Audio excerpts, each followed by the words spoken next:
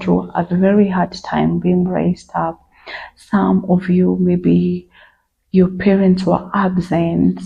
Like, one thing that I've come to learn, whether you come from a family where you're very rich, or you come from a family whether you're very poor, or you come from a family where you're raised by both parents or by single parents, and learning that every person has their own trauma.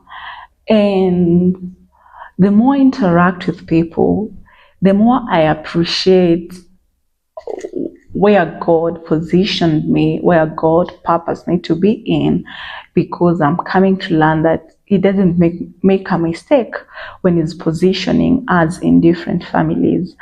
And this is because regardless of who you are, like in the aspect of biologically and on earth, we all have different things that we are struggling. We all have disadvantages. Like, there are people who grew with both parents, but they grew in a domestic violent home.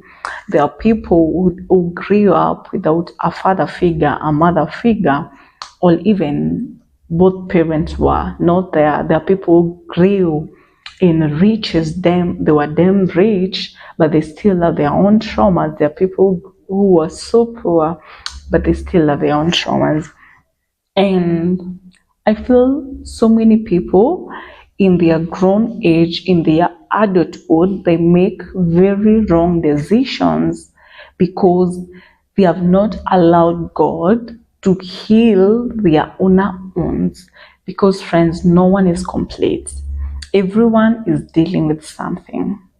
Everyone has his own pain or her own pain, And the more you know, especially as Africans, we have this mentality like we don't believe in therapy. But one thing I know for sure, that Holy Spirit is our greatest therapist. And then if you're in a position to go for therapy, go for it.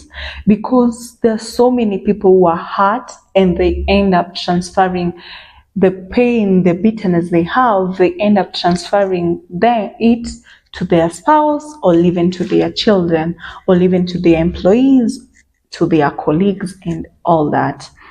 It becomes so hard to be productive, to live a life of production, because you're hurt. And others, they end up putting up a mask of things like pride, or they find themselves in addictions like pornography, addictions like all different forms of perversions, because this is what gives them pleasure. This is what gives them more confidence. Because I'm learning even things like, have you ever met a proud person? It's some of the things that people, or the character that people have, it's because they are using the negative character as a mask, as a mask to hide the real deal that they have.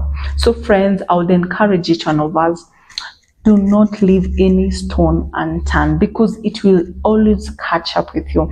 If you don't deal with a certain weakness and you try to trace where it came from, and you try to trace where it did start, it will eventually catch up with you. And sometimes it becomes so sad when you identify it when it's too late, because you find yourself that you've hurt so many people around you, people who you love, people you're connected to.